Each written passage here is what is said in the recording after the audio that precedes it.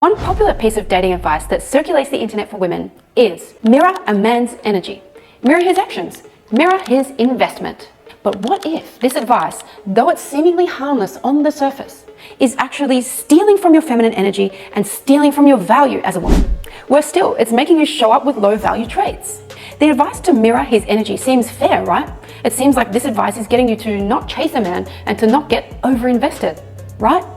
It's the kind of advice that makes you feel like you're protecting yourself. However, instead, it's holding you back from true dating success. Here's what I mean. Now, I want you to imagine just for a moment that you were learning to ride a bike for the first time, and you haven't quite got your balance yet. You start to ride, and no matter how hard you try, you just seem to keep steering your bike wheels to the left.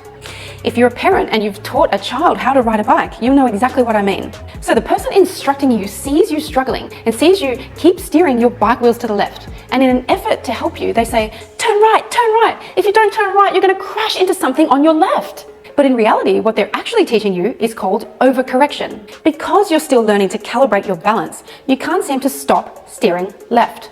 But by overcorrecting and steering hard to the right, you're not going to be any more likely to avoid a crash, even though it might initially be an authentic part of the process of learning to balance on a bicycle.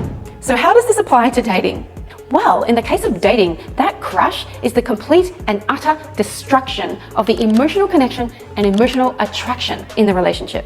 Often, people advise you to mirror a man's energy in order to minimize your early investment in him, to stop you from chasing men and instead be chased, or to avoid coming across too desperate. I understand that it's hard to know how much interest to show versus how little interest to show in men. And sometimes we just adopt this belief that in order to be in our feminine, we need to receive all the time and we need to receive the chasing from a man. But this is where people might be losing sight of the end goal in dating. And the end goal is to create a pair bond with a man. That is the true art of excellence in balancing on your metaphorical bike. Here's the thing, you can't create a pair bond without emotional attraction and emotional connection. And you can't create emotional attraction and emotional connection by mirroring a man's actions. Because to create momentum in building attraction and connection requires a mutual desire to engage with each other and the mutual desire to take the risk of, at the very least, reaching out every now and then. Here's exactly why mirroring a man's energy will sabotage your efforts to create a pair bond and to build emotional attraction. It's because it makes you passive. See, throughout the years when I've taught this, women have said, but feminine energy is passive. Really?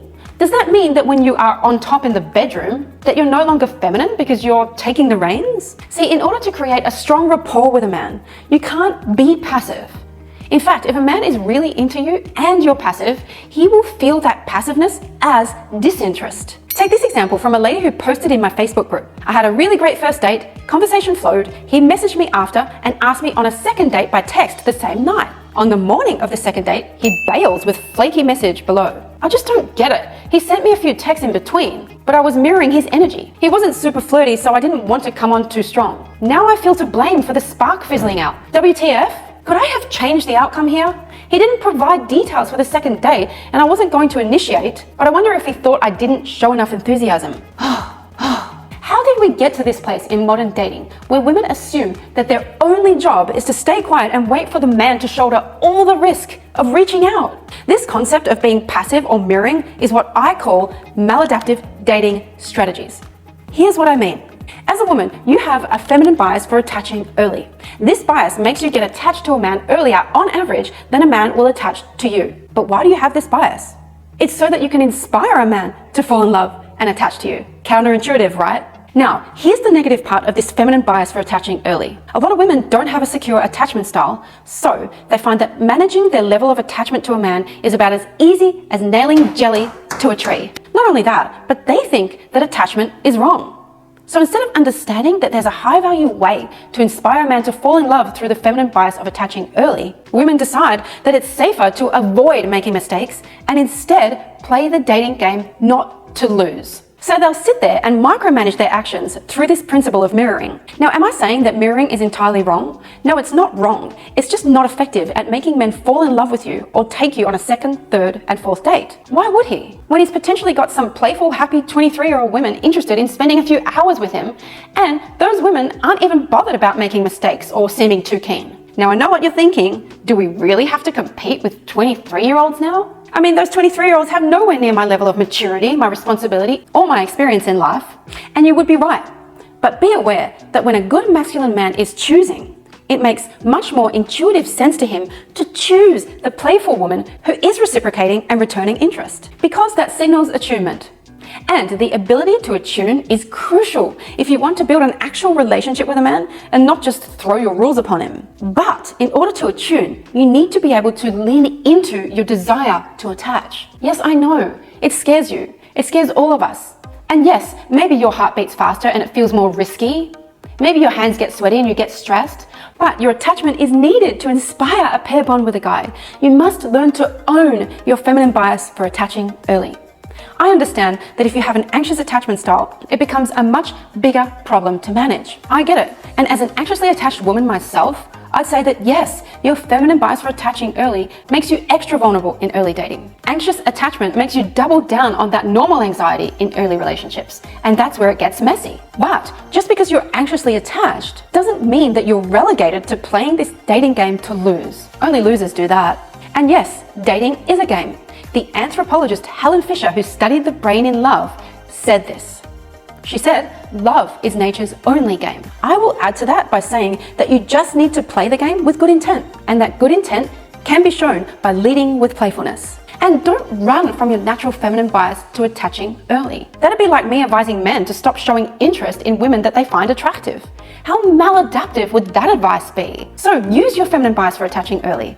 It is a feature, not a bug. This is exactly why I made my program High Value Attachment. Now, what I promise you in this course is to help you to use your innate feminine bias for attaching early, to create deeper attraction with men, and inspire deeper commitment from him without you looking needy and low value. I'll have a link below to that course in case you're interested. But really, what's the solution here? I'm sorry to say this, but authenticity and finding your balance on the metaphorical dating bike is never going to be a smooth or easy ride. You need to be bold enough to take those risks of reaching out. Not chasing, but at least reaching out playfully. This lady who posted her conundrum in my Facebook group, she way overextended herself and spent far too much energy in trying to micromanage her own actions. Honestly, her focus should have been on leading with playfulness. Her focus should have been on enjoying and having fun with a guy. She would have spent just as much energy doing that, if not less energy. At the end of the day, yes, there's that perpetual elephant in the room for us women,